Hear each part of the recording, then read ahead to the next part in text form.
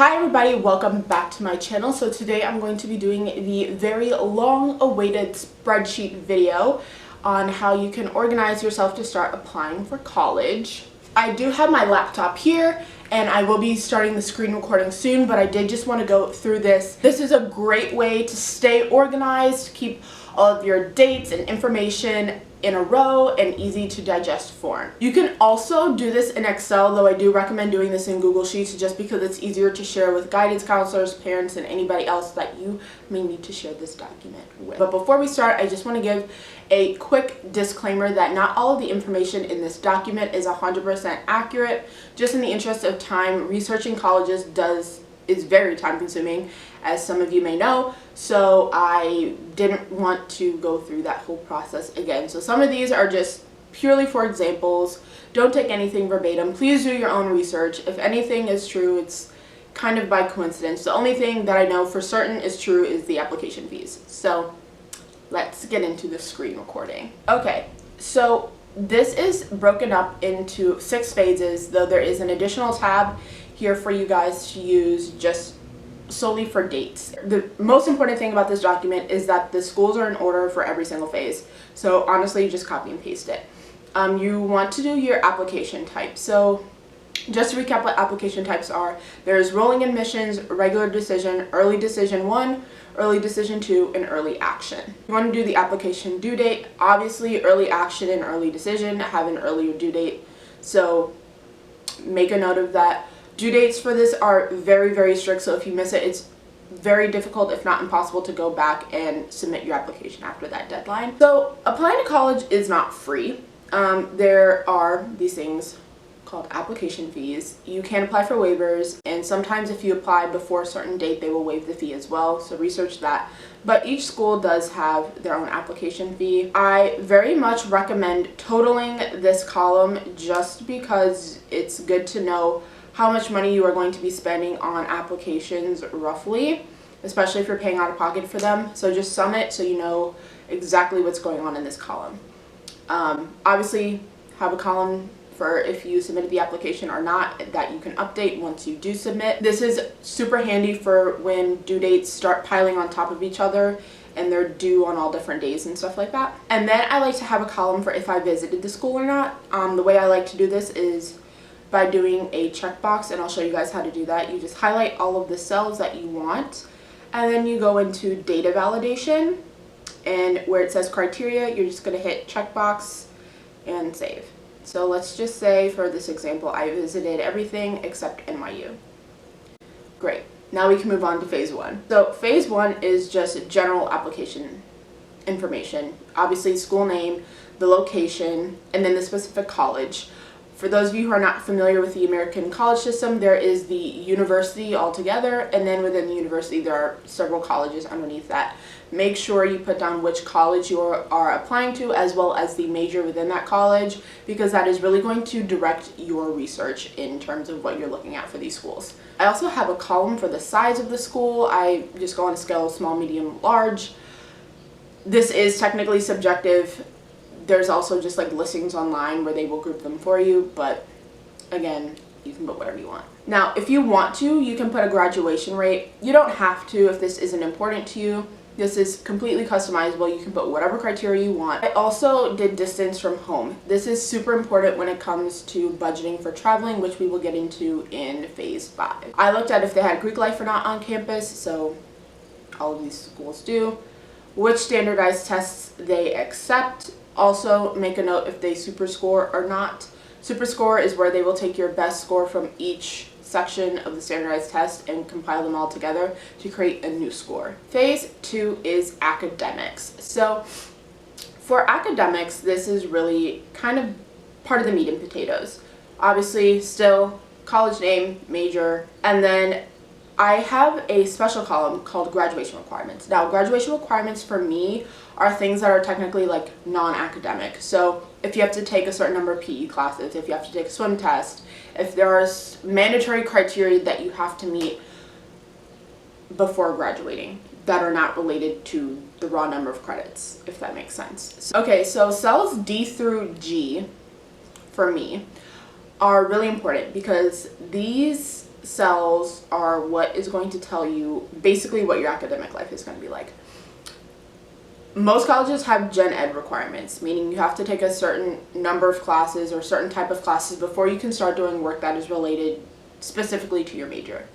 It's good to know this stuff because it shows you how soon you can get to working specifically on the topic of your major. An easy way to do this, let's just use NYU Stern for an example. So what you can do is go on to the NYU Stern website. Also make sure you have your programs correct. So in terms of undergraduate and graduate, let's see if I know what I'm doing. So I'm going to go to undergraduate programs. For this example, I'm going to click on business and political econ. I'm going to go to get an overview of the curriculum. And then if I scroll all the way down, it's going to show me all of the different requirements for each year, and that is how I got these numbers. Now, I use electives specifically if there are no standard classes that you have to take during that year. Again, I also just made these up, so that's the difference for me. When I was using a sheet between like the raw numbers and electives were if there were no mandatory classes to take that year. So then you want to go into calendar type. This will help you out when it comes to just like scheduling breaks and holidays and stuff like that. Also, the academic calendar year, the length is semi-determinate on the calendar type. So there's quarter, trimester, and semester. Then total number of credits to graduate. Again, you would be able to find this on the same page that you found the breakdown for each year of college for the number of classes that you had to take. Something I thought was really important, specifically in columns J and K, were the types of jobs that students had after graduating from that college, as well as the percent of students that had jobs at graduation or some short time period thereafter. The way you get that information is you just Google whatever college or whatever university, whatever college, graduation statistics, and it'll pop right up. You'll kind of have to like scroll through some stuff to see it, but it will get you to the location you need to be in by Googling that. Now on to phase 3. It's called Beyond the Classroom. So I started off phase 3 by talking about the housing requirements. This is more important, more so after your freshman year, where housing may not be guaranteed. It's kind of just good to have that in the back of your mind. So make a note on how many years the university will provide you with housing and which years those are. So I just made a note of that. If they have abroad programs, I went into applying to college with the mindset that I am going to go abroad at some point. So that was a very big selling point for me for colleges. On my TikTok, I always religiously talk about the importance of networking with current students when you're applying to a college. This is where you would put that information. Honestly, it should be a bit more detailed than what I have on here, but basically what you want to do is you want to reach out to current students to see what their daily life is like. But you can also just go online and look up whatever college club directory. Then on-campus jobs, you will collect this information the same way. You can also do a Google search for that online just by doing on-campus jobs at whatever university. Community service, now these you can also find in the club directory. Club directories are usually broken down by category, so there'll usually be like some type of community service tab for that as well. But also, again, networking with students will give you this information. Then notable alumni, you don't really have to network with students to find this out. You can just Google it. I don't know, I just thought this was a fun column. I always just looked at it when I was applying to college because I thought it was fun to know. You can literally leave this out if you don't think it's useful. Phase 4. Now, phase 4 is called student life. Again, networking with students will give you a bulk of these answers. A real version of these answers. Let's say that. So, work-life balance, you can put this on any type of scale, 1 to 10, great, poor, fair, whatever you want to do. This will also help you sort of get a feel for how many clubs and things you can join. Also, school traditions, this is also really fun. These are things that people look forward to. Reoccurring things on campus that happen annually, things like that. A Google search or networking can give you those answers. Now, social activities, again, reach out to current students. I'm just leaving this blank because it's going to vary by school. Now, notable events are kind of also like school traditions, but not. For example, at Cornell we have Slope Day, which is like our knockoff bootleg Coachella. Every school has their thing. At NYU, it could be the Strawberry Festival. Stuff like that either happens on campus or in the nearby community that people look forward to. Then identity groups. This was important to me, but these are just any type of affinity group or anything like that that will give you a greater sense of community. So it can be women in business, it can be indigenous people, it could be a religious group, literally anything like that, any part of your identity that you really connect with. Look into what support systems they have for that. Now, remember when I told you that distance from home was going to be a factor? Yeah, this is kind of where that's coming back. When it comes to calendars, they usually post these pretty well in advance. This year is different because the situation is happening. So you want to know when the major breaks are at the college at each college basically, but also the one that you want to attend. Just know when the major breaks are so that you can plan your traveling accordingly to that and not have to pay astronomical prices for flights and stuff like that. Now, phase 5 is the fun phase. This is called the finances. Your total out-of-pocket cost for college is going to be the cost of attendance minus your financial aid minus any scholarship dollars that you got. So I'm just going to do the cost of attendance minus my scholarship dollars, and that is going to be my total cost of attendance. Now, technically in these financial aid packages and in the cost of attendance, they try to build in the cost of like textbooks and travel and all that other extra stuff, but I personally would prefer to budget extra for that just because sometimes the number that the university gives you isn't accurate for your lifestyle. So these are the numbers that I use. Now, club fees. Clubs at college are not always free. It's very disappointing, but you do have to pay for like dues, apparel, space rentals, any events that you put on, whatever. So they will charge you a fee for that. So budget for that. I budget $250 because that's roughly how much it costs for me, and I'm 4. How many semesters have I been in college? 4. I'm 4 semesters in. Then estimated spending money. I put spending money and food into 2 different categories because for me they are 2 completely different expenses.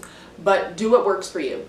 Put estimates for different categories of things that you know you're going to need or probably going to need to budget for.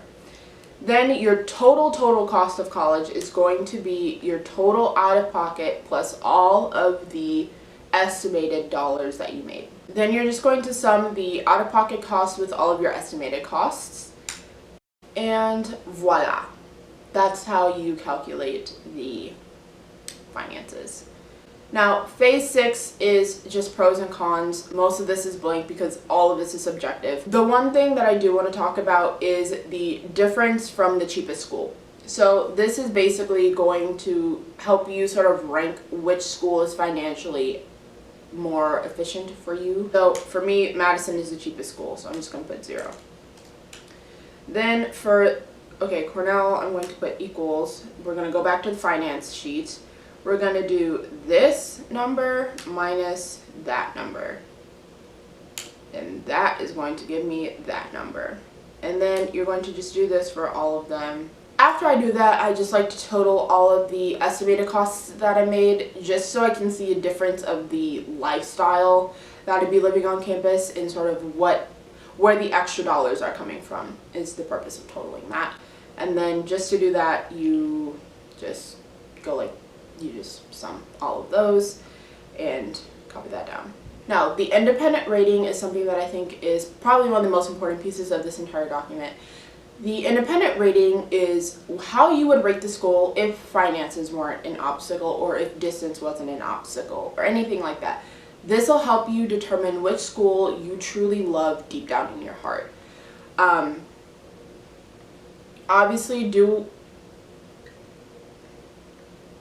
Obviously make the decision that is best for you. So if that is staying true to the independent rating, stay true to the independent rating. If it isn't, then don't. Alright guys, so that concludes this video. I hope you guys enjoyed and found this to be informative. You guys really requested it and I really tried to make this document the best that I could.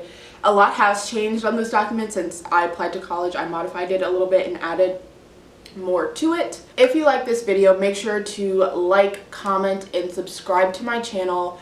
It is back to school season, so any video that you guys want to see, I'm here for you. If you want more college hacks, tips and tricks and advice and all of that stuff, be sure to follow me on TikTok. And if you want to keep up with me in my life and updates on what I'm doing in school and everything like that, be sure to follow my Instagram. And with that, I'm gonna dip. Always remember that you got this. Be confident. You will get through this and weather the storm, no matter how stressful it may be. And I always got your back.